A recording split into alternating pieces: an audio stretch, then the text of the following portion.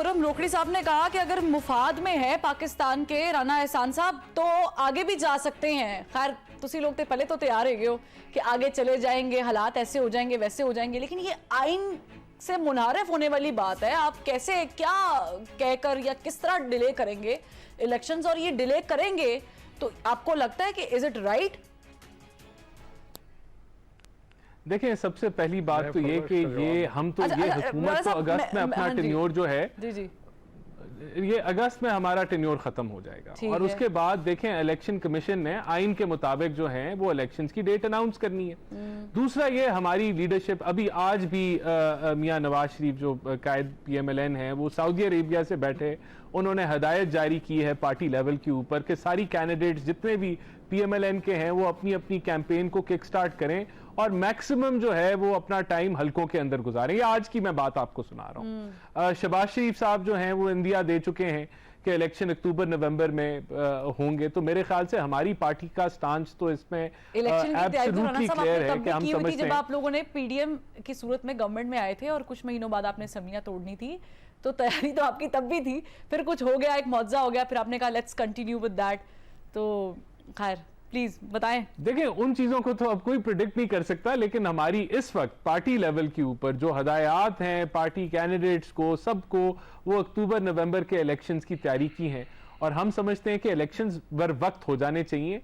और उसकी वजह भी ये है कि देखें, अब आप वैसे भी एक स्टैंड बाय एग्रीमेंट में आ गए हैं और बेहतर ये होगा कि जल्द अज जल्द एक मुंतखब हुकूमत आए जो माशी मामलात को फिर अपने एक प्लानिंग के तहत 5 साला मंसूबे को नाफिज करे। अगर आपने स्ट्रक्चरल रिफॉर्म्स करनी है तो वो फौरी तौर पे स्टार्ट हो ताकि इस्तेहकाम आए। अगर आप 5-6 महीने का अगर sorry to cut you here, आपने कहा नवंबर अक्टूबर में नहीं होंगे तो नवंबर में नहीं चले। मैं इमेजिन कर लेती हूँ कि असेंबलीज जो है वो अपनी मुद्दत से पहले टूट जाती है, 90 दिन का आपको मिल जाएगा मार्जिन, केयर टेकर सेटअप आएगा 90 रोज के बाद इलेक्शन हो जाएंगे।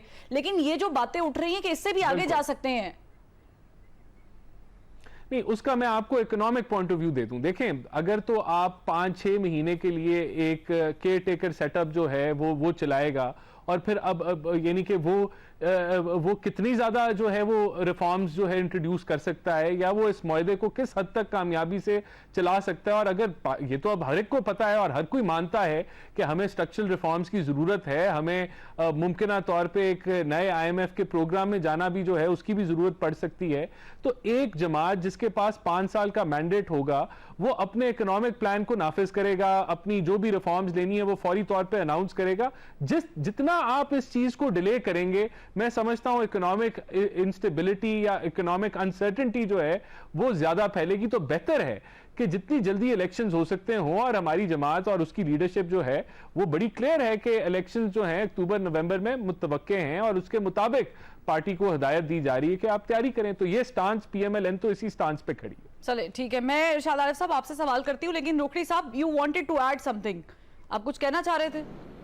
जी, मैं फरवा ये कह रहा था कि जब हम आइन की बात करते हैं ना, तो आइन की सबसे पहली रिक्वायरमेंट इलेक्शंस में है आपके लोकल जो गवर्नमेंट है उसके इलेक्शंस का। लेकिन अनफॉर्चुनेटली जो सबसे अहम इलेक्शन है जो लोगों के साथ जुड़े हुए हैं और जिसकी बुनियाद पर आगे आकर कॉन्स्टिट्यूशनल असेंबली के इलेक्शंस होते हैं और वो तब ही स्ट्रेंथ पाते हैं जबकि नीचे का बेस उनका स्ट्रांग हो। हमने हमेशा उनको निगेट किया और हमने उनके ऊपर डिस्कशन ही नहीं किया, मीडिया में भी नहीं आने दिया और तमाम बाकी भी खामोश रहते हैं, जबकि सबसे अटमोस्ट जो रिक्वायरमेंट भी है और जरूरत भी है वो ये इलेक्शन है। दूसरा, आइन आपको इजाजत देता है कि ऐसे हालात के अंदर खास तौर पर जो मुआशी हालात से आप गुजर रहे हैं, IMF ने जो कुछ किया, IMF के साथ हमने जो कुछ किया, बाकियों ने जो कुछ किया आपके सामने है। आपने गवर्नमेंट में आके गवर्नमेंट चलानी है।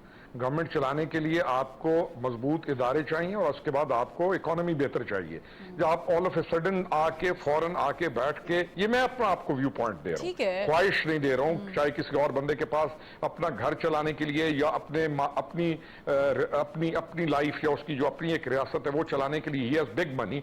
लेकिन when we talk about the Pakistan लोग, आपका गवर्नमेंट, आपकी वजारतें, उनको चलाने के लिए, घर चलाने के लिए तो बहुत लोगों के पास बहुत कुछ है। बल्कि मैं ये कहूंगा कि शायद घरों के अंदर अरबों, अगले 400 साल का पैसा भी घरों के अंदर मौजूद है, लेकिन पाकिस्तान के अगले 30 साल की पॉलिसी मौजूद नहीं है। ये मैं बबांगे दोहल कहता हूं, ये अल्फाज भी कहना जरा मुश्किल है, लेकिन कहता हूं, और ये फैक्ट है। तो we should think about Pakistan, ये मेरा स्टैंस है। कब पसंद आए ना आए वो एक अलग चीज है। मैं I would go for this. चले that's what I exactly think कि पाकिस्तान को आगे होना चाहिए शाहद आरिफ साहब। लेकिन नवाज शरीफ साहब वापस नहीं आएंगे तो इलेक्शन नहीं होंगे। एक शख्स जिनका नाम मैं नहीं ले सकती हूँ, वो माइनस नहीं होंगे तो इलेक्शन नहीं होंगे। उनकी पार्टी टूटेगी नहीं तो इलेक्शन नहीं होंगे। मुल्क की हालात ऐसे हो जाएंगे। 2008 की एग्जाम्पल ले लेती हूँ। इंतहा की दहशतगर्दी थी मुल्क में, बावजूद उसके इलेक्शन हुए। तो अगर हमने ये ट्रेंड सेट कर लिया कि ये चीज़ हो गई इलेक्शन नहीं होंगे, ये चीज़ हो गई इलेक्शन नहीं होंगे, तो फिर तो इलेक्शन कभी भी नहीं होने। नहीं तो पाकिस्तान तबाह हाल क्यों है? पाकिस्तान इस वक्त जिन खराबियों का शिकार है, जिस इक़्तिसादी और सियासी बहरान का शिकार है, उसकी वजह क्या है कि हमने फैसले हमेशा एक शख्स को मद्देनज़र रख कर किए हैं कि ये रहेगा, ये नहीं रहेगा। अयूब खान समझते थे कि मैं रहूंगा तो पाकिस्तान रहेगा, और फिर ये हुआ कि वो भी ना रहा और पाकिस्तान भी दो टुकड़े हो गया। जनरल ज़ियाउल हक साहब ने ये कहा कि मुस्बत नतायज आएंगे तो इलेक्शन होंगे। 11 साल उन्होंने इसी चक्कर में गुजार दिए और फिर इलेक्शन हुए, और वो जो नतायज चाहते थे उनकी वफात के बाद उसके बरक्स नतायज आए। तो ये इस चक्कर से, ये जो शैतानी चक्कर है, इससे हमें निकलना होगा। आइन की पासदारी करनी होगी। हम कोई निराली मखलूक नहीं है दुनिया के, हम किसी जजीरे में नहीं रहते। हमारे हमसाया है इंडिया, वहाँ इलेक्शन बाकायदगी से होते हैं। हमारा हमसाया ईरान है, वहाँ इलेक्शन होते हैं बाकायदगी से। बांग्लादेश में होते हैं। पूरी दुनिया में इस वक्त 2 मुल्क हैं, सिर्फ बर्मा है, शिमाली कोरिया है। इसके अलावा कौन सा मुल्क है जो जमहूरियत के बगैर चल रहा है या इस तरह शख्सियात के सहारे चल रहा है? इलेक्शन होते ही मुल्क को और जमहूरियत को मजबूत करने के लिए हैं। इलेक्शन का मकसद ये होता है कि एक हुकूमत जो कायम होती है, 5 साल गुजरने के बाद लोग भी थोड़ा सा उसे उकता चुके होते हैं और उसकी परफॉर्मेंस में भी एक तरह का ज़वाल आ चुका होता है। और अगर बहुत अच्छी हुकूमत होती है तो उसको भी एक फ्रेश मैंडेट होता है, ताकि वो नए एतमाद के साथ, अवाम के एतमाद के साथ, नए जोश और जज्बे के साथ अपनी पॉलिसियां आगे बढ़ा सके। इलेक्शन एक मसले का हल है, इलेक्शन मसला नहीं है। जिस तरह हमारे यहाँ बनाकर पेश किया जाता है कि जी इलेक्शन होगा तो ये हो जाएगा, इलेक्शन नहीं होगा तो दूध नहर की। अगर इलेक्शन ना होने से दूध नहर की दूध और शहद की नहरें बहना होती तो ज़ियाउल हक के दौर में होती। अगर इलेक्शन ना होने से होती तो जिस दौर में हमारे यहाँ जमहूरी उस नहीं रही, उस वक्त बहुत कुछ हो जाना चाहिए था। लेकिन हम तो देखते हैं कि हर हुकूमत जाती है। देखिए ज़ियाउल हक साहब रहे 11 साल रहे। जो ही ज़ियाउल हक क्या त्यारा क्रैश होता है, हुकूमत खत्म होती है, आपको आई में भी जाना पड़ता है।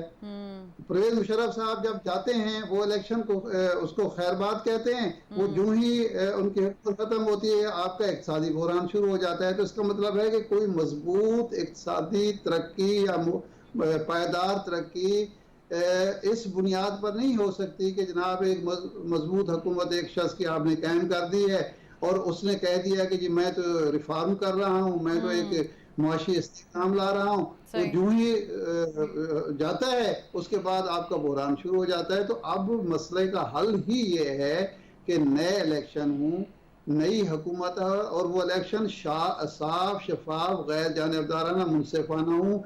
अवाम की मर्जी की हुकूमत आए, वही हुकूमत मौजूदा बहरान को टाल भी सकती है और अवाम को और मुल्क को तामीर और तरक्की के रास्ते पर डाल भी सकती है।